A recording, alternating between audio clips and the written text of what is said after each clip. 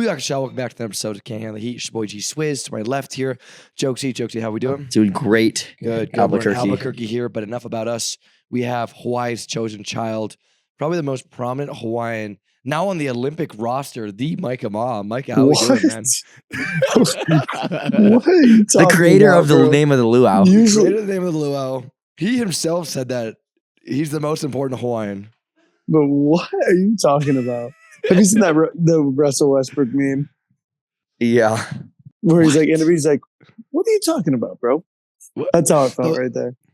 Those are No, the we're doing exact good, words, man. We're doing Micah, good. but I like that. We're doing Good, good. man. Good. Well, Yeah. hey, man, congrats, man. That's so sick. Congrats on the Olympics and Thanks, everything. man. Thank you, man. I appreciate it. Can you take us? Well, originally, what was going to happen? I know we talked about it. Was we were going to be like, okay, we were trying to like a decision day video, like behind the scenes. Yeah. But then it kind of happened, like all very very suddenly, and Mhm. and you wanted to obviously keep it secretive, which you should have, and you did. But can you start like from the beginning process of one you finding out, oh, they're picking this team really really early? Can you and then you getting chosen? We kind of had an idea that they were looking to make the team earlier in the summer because they had sent out an email while we were still overseas, kind of saying like, "Hey, we're looking to make the team a little earlier this year than normal. It could be in the first two." I don't think they ever specified, but I think that there was a deadline of like May 27th was their deadline of trying to get it in, and then I think they sent out another email about like when we arrived, almost like a few weeks after that email. We had just finished in Hulkbank, and that email was like, "Hey, we're going to make the team like potentially even earlier than May 27th. We don't really know yet." And then we got in and trained, and it was pretty much the beginning of the second week of our training that we had like most of the guys there that they said like, "Hey, we're making the team." And so, yeah, they entered it. I don't know exactly what the process is, but apparently they have to get it approved by the USOPC. USOPC or USA Volleyball, somebody's got to like, they send in the list of names. They have to run certain things. I don't know if it's like a background check or if they're looking for like any sort of nepotism, or I don't know what they're looking for, but they have to be approved by some committee. And then they can officially announce them once they get the AOK on everybody, which they did on Friday. So they got the AOK, and they were like, "Okay, we're gonna tell you guys on Friday," which was very much so a surprise for us. Apologize for the yawn. But then all of us were pretty shocked that it was that early. And then we showed up on Friday, had a practice, had a lift, and met in the cafeteria of the ASC, if anyone's ever been there, to American Sports Center, where we used to have a lot of tournaments when we were younger. We were in the CAF, and they would bring us into the coach's office one by one, and then let us know what the decision on each of us was at that moment.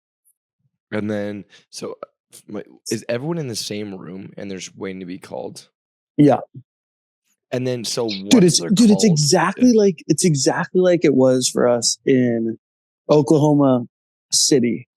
Do you guys remember that when we were at like Toledo or something? I don't know if it was that was City. Tulsa. I think it was Tulsa, where we were just all like sitting in the calf, and one by one you get your name like called, and you walk up and you walk down the aisle or whatever it was into like a separate private part, and then they let you know if you made the team or not. And then from there, you kind of go out a different way. You have to exit like a different way. And then you either get your bags or whatever the case is for, I think on that one, they literally had their bags packed. Yeah. I don't know. Joe, was it like that? No, they left like that afternoon. I don't even think we maybe got to see them even like for like 5 minutes. But that was it. I remember in Lake Placid, they did that with you were on that team too, Micah. But we had to go eat with each other after, and it was so awkward at the end. Like, damn, I don't remember that. To your room, and then everyone just goes to eat together. I'm like, this is awkward. You know what I'm saying? Yeah, so, it's hard. It's really hard. It's really, really hard.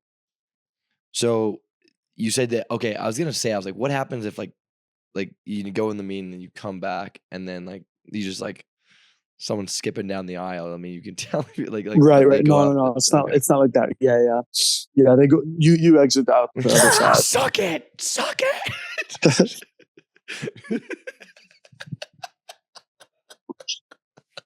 Whoa! Fire up, baby!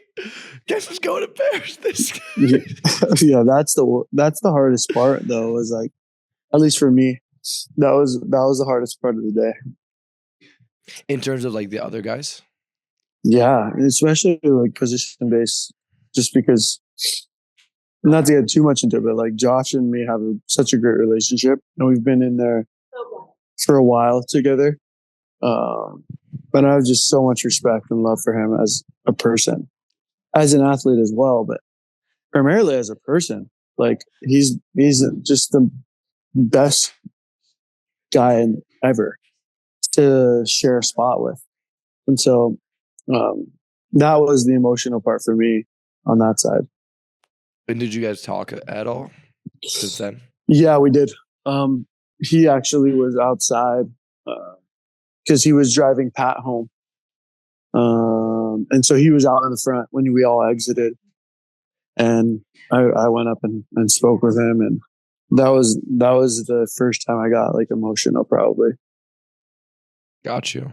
Yeah, Yeah. man, that's yeah, that's a tough position to be in. And then so okay, obviously Josh is an ultimate team guy. He's always gonna be, the next day getting your back and everything. But do they at least like players have the option to not come back? Like, okay, they're like, I'm not coming back for this No, summer, or no? no, Okay. no, because that group is still training. And so I'm still going to compete this summer. And so they all are back there on Monday morning. We did it on a Friday. We had Saturday, Sunday off, and Monday we're all in there. But yeah, nobody has left the gym. Got you. And did you feel weird after like going in that first practice? Like it was like, because like certain guys made it, certain guys didn't make it. Did you feel like was it like a little like obviously like you guys are homies, everyone has each other back, you're Team USA, but was it like a little weird? At least maybe it wasn't weird, but in your own head, it felt kind of weird at all, or no? Yeah, I think a little bit at times. And like I think just the very first interaction, the very first interaction. After that, like we've got such good guys in there, like such a good group of guys that everyone's respectful of it, and everyone's like seeing the work that everybody puts in. And I mean, I hate like the term deserving because I feel like everyone in there deserves it, or like at least nobody deserves it more than the other. Like I don't like that term, like, hey, you deserved it. I'm like, I didn't deserve it. Like, what separates me from whoever else has worked super hard? Like, I think it takes a lot of luck and a bunch of things, obviously. But everyone in there is really respectful, and it's made it easier for sure. Yeah. No, I was gonna ask about ask there was away. a video that was released, showed like a lot of like family and friends. What was that? Because it seemed like they obviously had known, and I didn't know if you guys had come directly from finding out or what that was. Yeah, we did actually, it was nice. It was very nice, but I think also the hard part for me was that we went straight. So we walked out and went to that. If you made it, you'd walk out and go there. And a lot of friends and family were there. That's why Zana had already found out that day before me and had come down.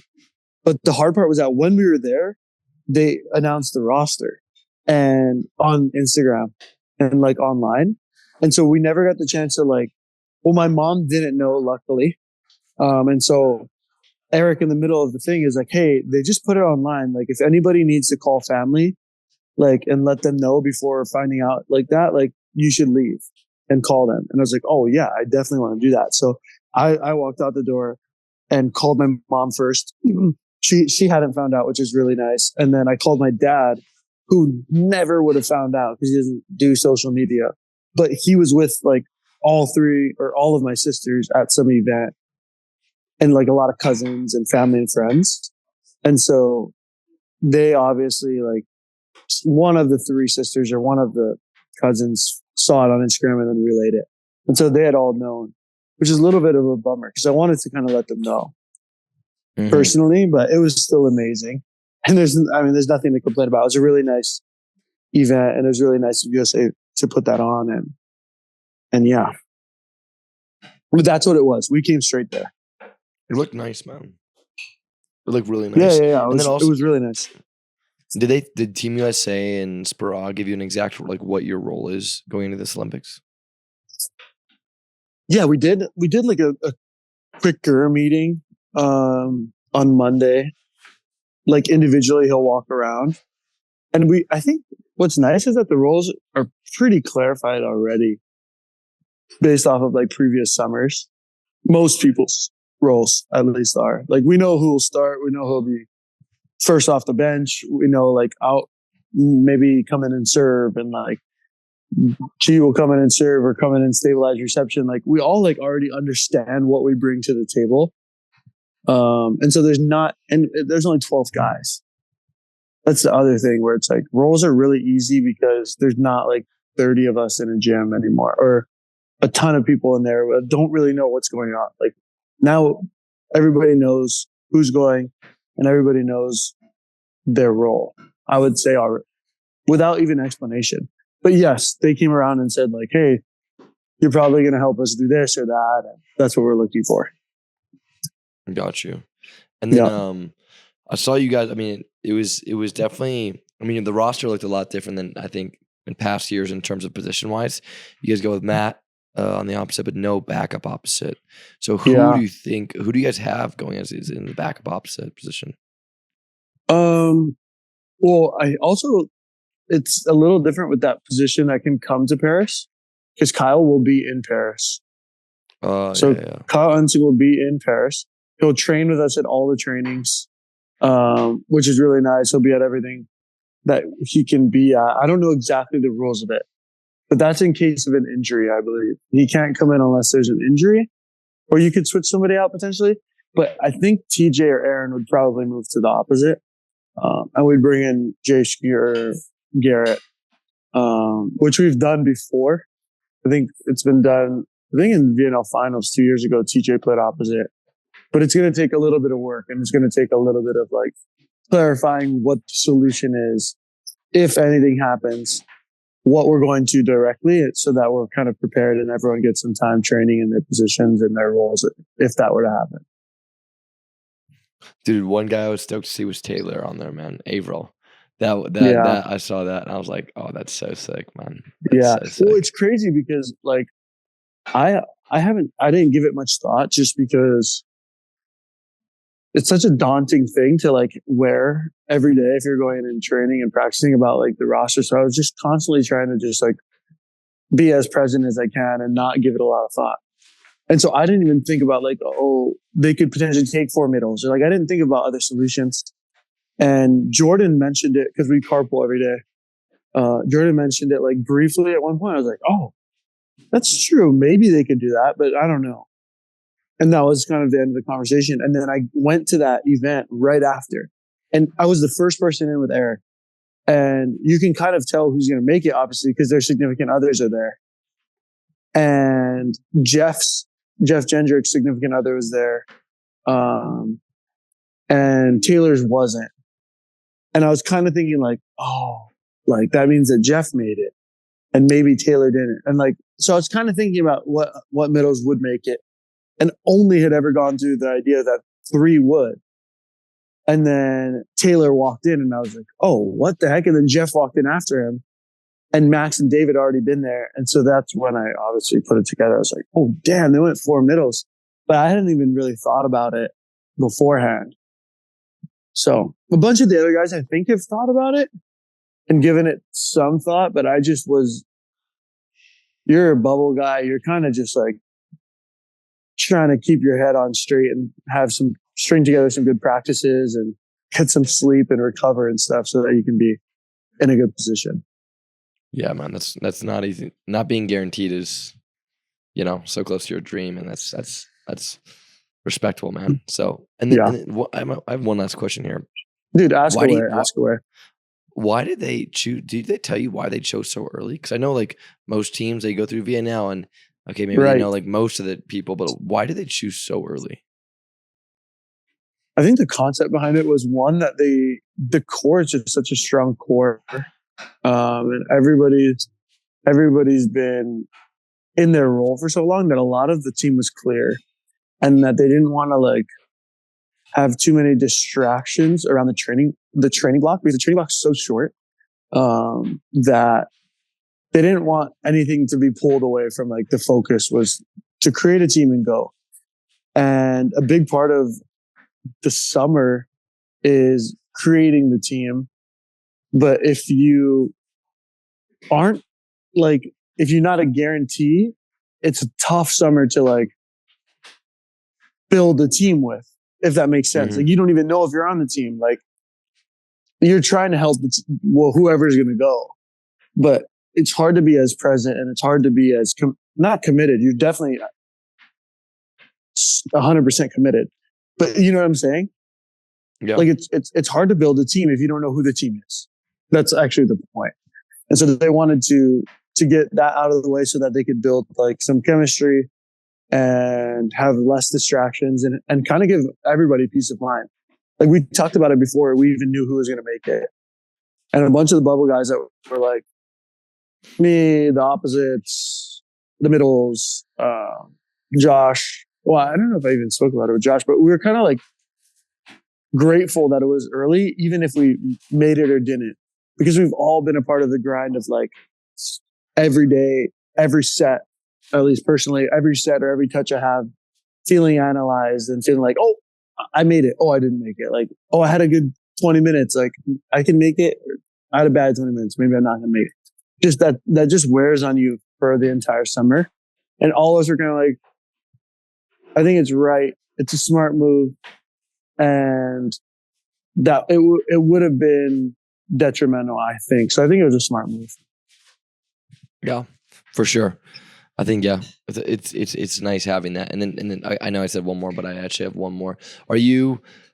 So usually for our listeners down there, Micah is out of South Bay, LA, which is right on the beach there, Hermosa Beach mainly, Manhattan Beach, and a lot of 4-man goes down around there. A lot of beach volleyball goes down. Your girlfriend is a professional beach volleyball player. Are you holding back from playing those? Dude, And what are you doing? What are you holding back from now that you made the Olympics? What do you stop doing? Dude, so much. Like it's been so hard. I haven't played beach. I haven't played. There's the last fours that they were like really asking me to play. And they were even like, could you play setter or could you play back row?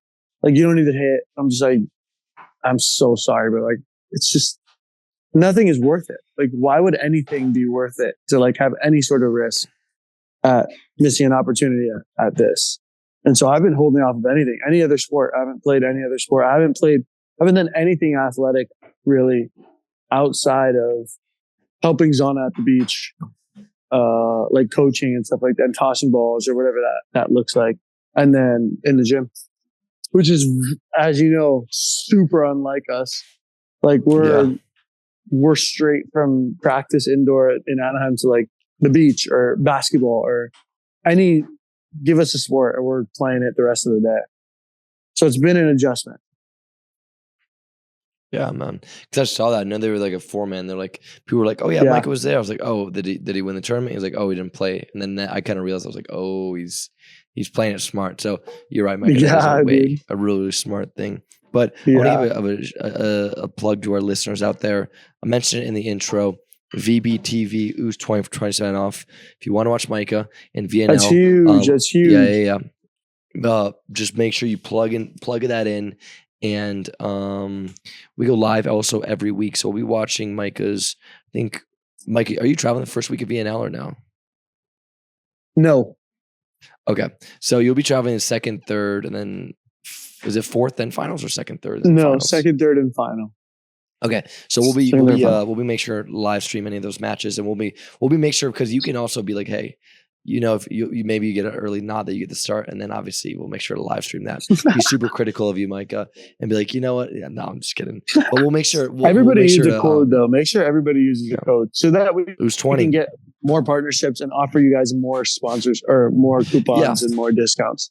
The more people that use the 100%. code, the better it is for us to be able to find more deals for you guys. 100%. You're the man. And then with that being said, Joe, I know you had a story. So we're in Albuquerque here. So we're on tour right now. And Joe, you want to kind of take it away with so this? there's a special, actually, VBTV provides a special offer for all of our in-person. That's why you guys got to come to our events in person. Go to outofsystem.net to check out all events on tour. We're actually in Albuquerque if you're listening. I don't know when this is dropping, but still have space available to come this weekend. We're going all over the U.S. though. But like I said, VBTV provides a special offer. We actually had to travel with 40% of these business cards. So we have about 20 to 25,000 business cards that Gage and I this morning were at 5:30 a.m. This is what one package looks like. And we have a pyramid built of these off to our side. And wait, business cards for what? You have to, in order to see, you have to come. It's a special. Yeah, a special offer only for people who are in person. Okay. But we had to stuff from VBTV. Yes, we had to stuff about 30 packages. My brother and I, we had one bag 30 pounds overweight, and so we started stuffing every single. You should have seen how we were stuffing this today. Dude, and the thing is, dude, so we go That's saying something. He weighs it. You guys are the ultimate stuffers. I've never seen anybody in the world get even remotely close to as many things in a bag that the Wurzels can get in. It's out of this world. Joe is probably the greatest pack I've ever met in my life. But the thing is that it's more about the attitude. He fits a lot in. I don't know about the greatest pack. Okay, yeah. No, in terms of when he needs to fit, like this, he's the best stuffer. He's the best stuffer. He's the best stuffer. He's the best stuffer. Okay, hands down. Not even remotely close. And the thing is, usually we have a huge canopy. We didn't have a huge canopy, but we traveled like with 12 bags, 3 people.